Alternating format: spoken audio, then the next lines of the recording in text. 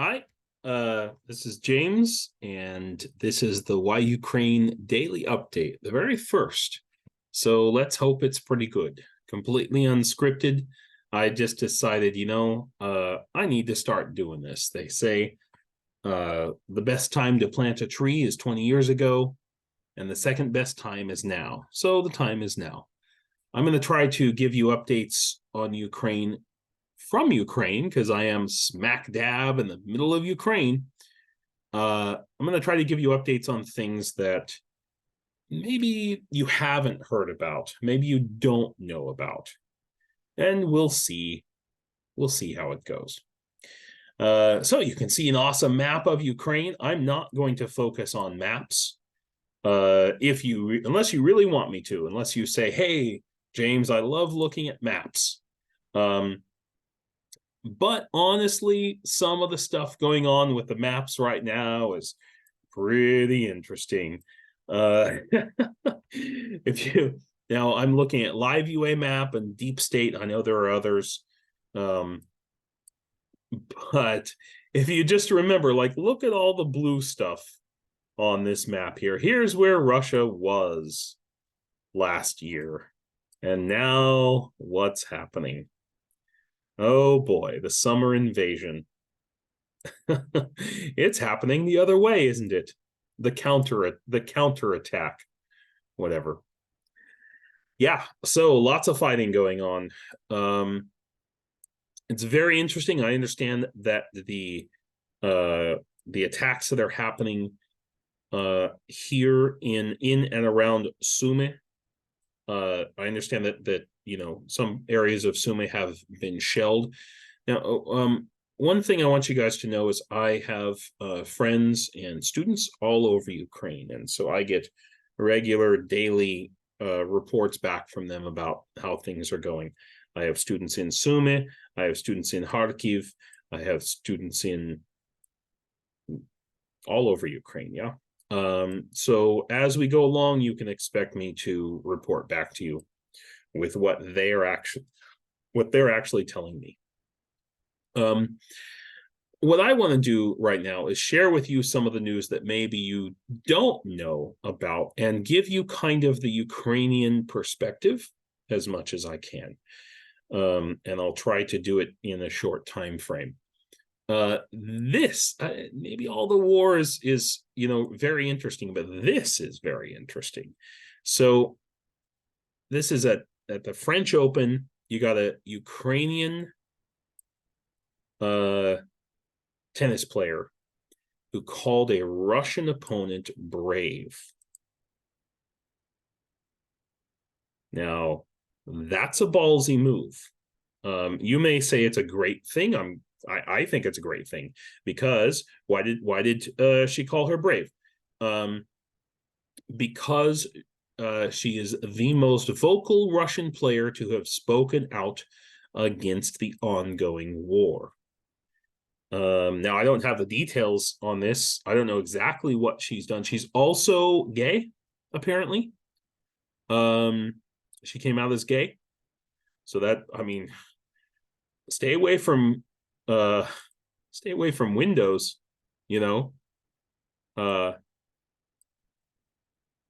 oh no. Oh, I'm wrong. It's the Ukrainian player who's gay.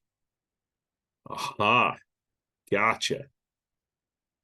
Interesting. So she's been criticized. Yeah, Ukraine's a little bit behind the times. They're not homophobic per se. Well, some are.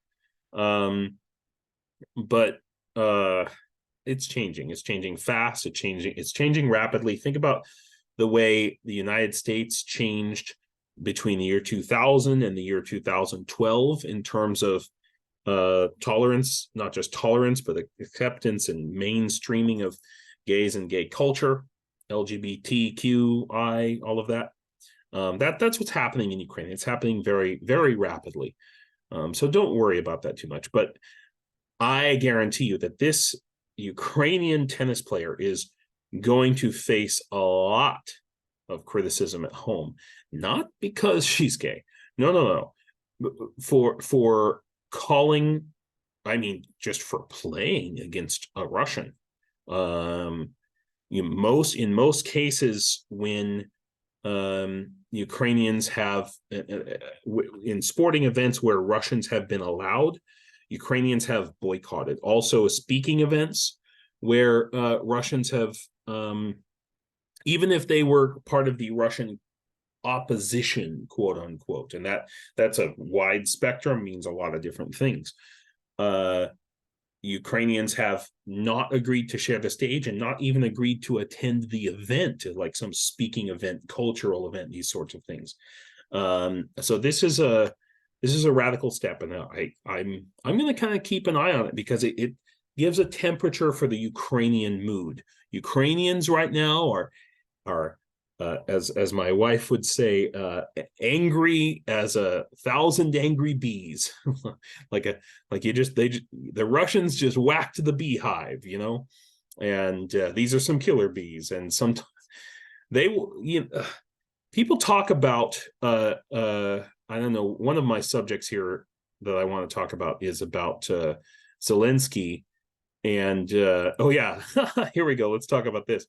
Zelensky responds to Donald Trump's plan to stop the war in 24 hours. Woo! I like the picture that they have here. It's kind of the look I imagined on Zelensky's face when he saw this or heard about it or whatever, like okay. Even if Zelensky wanted to make peace with the Russians, even if for some stupid reason he thought that was a good idea, he could not. Ukraine is a goddamn democracy, and it's more of a democracy than the United States is in many, many respects. Okay? We can talk about that. You can debate that in the comments if you want. And he would not be in office more than 24 hours. If he said he was going to make peace with Russia right now, under any circumstances. There's only one way he's going to make peace with Russia. Anybody's going to make peace with Russia and Ukraine, and that's if they get the hell out of Ukraine entirely. All the people who have committed war crimes, and now we're talking thousands of people who committed war crimes, are put on trial, okay? And Russia makes full reparations for everything they've done. This is going to take decades, guys, decades. There's no peace without justice, okay? And justice is going to take a long ass time. Not just regular old justice like you think people go to jail and they serve their time. No. Restorative justice. Restorative justice is what's going to happen here. I don't have it up on my screen, but, President Suharto of Indonesia proposed a peace plan, some bullshit about, oh, everybody needs to just back off 50 kilometers and then we'll hold a referendum. I mean, it's stupid with a capital stew. Okay, you have to capitalize the whole first half of the word. That's how dumb it is. It's democracy. Ukrainians, it's not about the leaders. It's not about Zelensky. If Zelensky died tomorrow, it would not make one single piece of difference in this war. All right. So let's see. Zelensky has said he didn't understand recent comments made by Donald Trump in which he claimed he would stop Russia's war on Ukraine in 24 hours. Yeah. I like this picture. It's a picture of Zelensky not understanding. It's like, what the fuck? What the actual fuck? Okay. I didn't understand. I can't do a Zelensky's accent. I didn't understand. He has this gravelly voice like this. I can't do it. I didn't understand when Donald Trump said, in 24 hours, I will bring Putin and Zelensky to the table and end the war. He could have done that, but it didn't happen. That's right. He could have done it. When he was president, there was a war in Ukraine. Hello. He could have done it then. He did not. Instead, he tried to extort Ukraine. He tried to extort Ukraine for his own political purposes. I'm speaking about the Orange Wonder, the Donald Trump. Okay, so why didn't he do it then? So it's just a joke. It's a laughable joke. Okay. What would he have done? What would he have done? What he would have done is he would have sold Ukraine out. He would have threatened Zelensky and said, hey, I'm not gonna support Ukraine anymore. Our country, America is not going to support Ukraine anymore unless you give land to Russia. That's what he would have done, honestly. And that would have, quote unquote, ended the war. No, it wouldn't. Hell-knucking foe. 0% chance.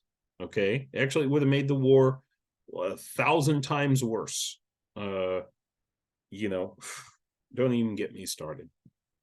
And that's, and if he does get elected president, that's the first thing he'll do. He will try to throw Ukraine and everyone else that doesn't suck his fucking dick under the bus, because that's what he does. That's what Donald J. fucking Trump does every goddamn time. Yeah, I'm not afraid of politics, people. All right. Let's pause there for a second, and let's move on to something important here. Important stuff like missile strikes in Dnipro. Okay, 2-year-old girl killed, 22 people injured. And don't tell me, oh, Ukraine does the same thing, or Ukraine's been shelling Donbass. Okay, you can officially shove that up your ass. All right. My friends, my students have been shelled night and day. Okay.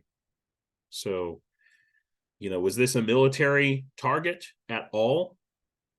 You tell me.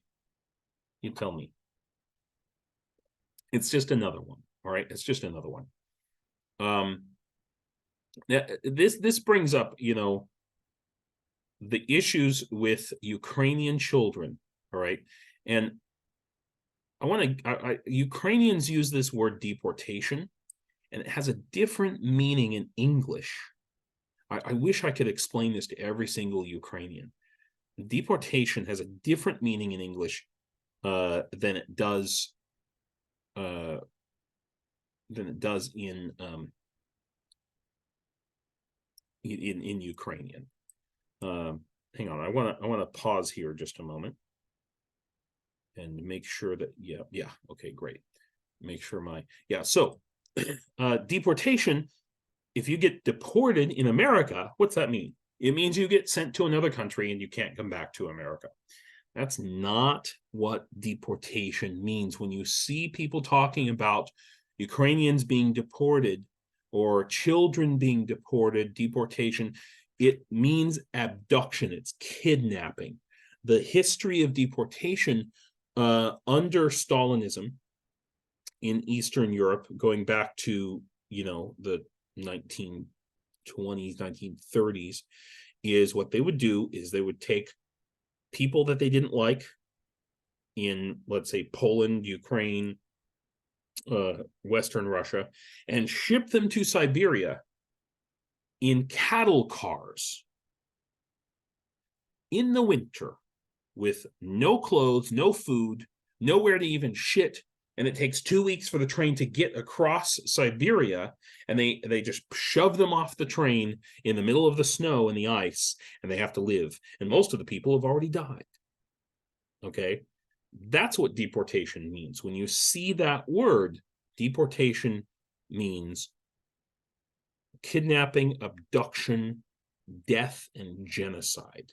That's what it means in Ukrainian. It doesn't mean, like you didn't, you overstayed your visa and you got deported, or, you committed a crime in some country and you got deported. No, that's not what it means. You need to understand that. Thousands and thousands, potentially millions of Ukrainian children have been abducted, kidnapped by Russia. Now, here we're seeing, as of February 2023, 6,000 Ukrainian children. Okay.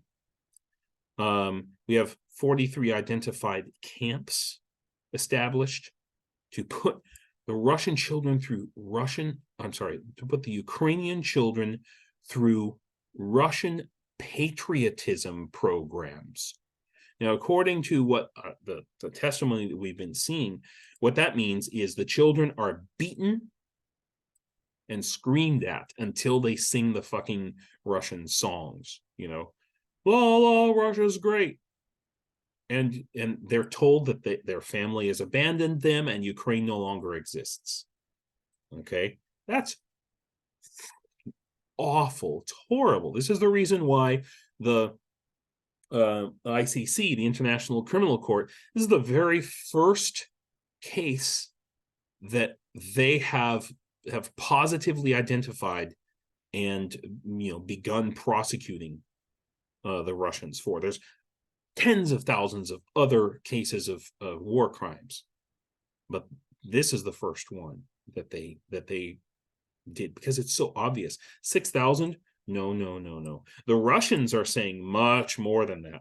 The Russian numbers, and I don't have it here. Well, here we go. Let's see. Yeah. So here we go. In late April, the Ukrainian government estimated that more than 19,000 children, 19,000 children had been kidnapped and abducted. That number is going to go much higher, much higher, and we have to stop it. I mean, look, I don't care what side of the political spectrum you're on. If you love Donald Trump, that's great. If you're against abortion, you know, if you believe that children, babies have rights as humans, then you should be caring about this. You should be doing something about this. This is serious fucking shit. Okay, it's awful. Can you just imagine being stolen from your family and from your parents and being told that, you know, they let you go because they don't love you anymore? That's literally what they're saying. Literally what they're saying. That's what the Russians are telling these children. Your parents didn't love you anymore. They sent you to Russia, and they're dead. They're gone now. You know, and these parents are, can you imagine? If you're a parent right now, imagine if that happened to your child. What would you do? These parents in Ukraine, they're doing, some of them are sneaking into Russia and hunting down their children as they have to go to Siberia. You know, that's like going all the way across America 3 times, you know? So, all right, enough. A little concern, Ukrainian airfield hit an overnight Russian missile attack. See, most of the time, this isn't really a shitty thing to say. Most of the time, Russia is stupidly hitting civilian targets, and that's horrible. It's awful. Okay, but it's ineffective for them. When we need to be really concerned from a strategic and tactical perspective, not a humanitarian perspective, is when they start doing things like this, hitting airfields. And I think that the Ukrainian Air Force right now, with their MiGs and Su-27s and everything, they've got plenty of airfields that they can hide, that they can build very quickly. But I'm thinking about F-16s.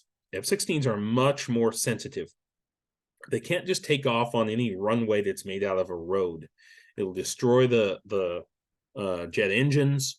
There's all kinds of horrible things that can happen, you know, with F-16s. They're a little bit of a princess compared to your, you know, MiGs or like a Gripen or something like that, which is meant that you take a Gripen off a dirt road, you know. So maybe the Russians are looking at this and saying, hey, let's get ahead of these F-16s coming, and let's take out all the good airfields. I mean, in some ways, I prefer they go after airfields than children, but at the same time, it's not so good. Yeah. Let's see, what else did we have here? Uber. Uber in Ukraine. Yes, Uber is in Ukraine. I've used Uber many, many times. I just want to bring attention to this. Uber is helping Ukraine. That's pretty cool. I kind of don't trust a little bit because of the, anytime these big American companies come in here and say, "Oh, we're helping Ukraine," I just can't help but think of Starlink, and Elon Musk with his crap. Thank God the Defense Department stepped in and has an actual contract. But because then Starlink, it doesn't matter what Elon Musk does, Starlink is locked in to helping Ukraine. Okay. Elon Musk couldn't turn that down. Okay. But let's talk about what Uber is doing, which is pretty cool. They've been offering free transportation for refugees. I didn't know that. Shit. Refugees heading to the borders, then helping displaced families inside of Ukraine, as well as free trips for donors to give blood at hospitals. I wish I knew about that. I mean, technically, I'm a displaced refugee. Not technically, I am. I lived in Kyiv, and now I don't. I'm an internally displaced refugee. It's not by choice. I love where I live. It's great, beautiful little village, but I really want to go back to Kyiv. Anyway, Uber is providing transportation. I'm not sure how they're advertising it. I'm going to investigate that. But you know what? I think it's if you use Uber, hey, send them an email, send them a note and say, hey, keep doing good stuff in Ukraine. I think a little positive encouragement for American companies is a really good thing. And let's see here. What else did we want to talk about? Well, let's just go through. If you guys don't have time to read the news, I completely understand. I go through this, pretty much every day. It's just the websites that I look at, which I recommend to you, are three. There are some others that are good, but these are the three that I use. One is Ukrainform.net, UKRINFORM.net. I'm not sure if it's government controlled by Ukraine, but their information is really accurate, and there's very little opinion on there. Another one that I use is the Kyiv Post, and actually the one I like better than Kyiv Post is the Kyiv Independent. Kyiv Independent. All of these have really good English language news. Okay. Kyiv Independent I think is really good for American and Western audiences. If you want to know what's going on in Ukraine. Another one that I recommend to you, kind of the third one that I check every day, is lb.ua. They have an English language version of their website as well. And wow, look at this. Will Ukraine's own nuclear weapons be a sufficient guarantee of its security? Holy cow. I'm going to read up on that, guys. This one here, Oksan Lesovi. Today, children can assemble FPV drones at school. It's funny that we should see an article about this. Because I, in 2 weeks, am going to be teaching a drone building class for high school students in Kyiv. So I know that that's true. So those are the three that I recommend to you. Again, that's Ukrainform.net, KyievIndependent.com, lb.ua, LB as in boy, .ua, and also the Kyiv Post. I guess that's 4. Anyway, I hope you all enjoyed that, and Slava Ukraina.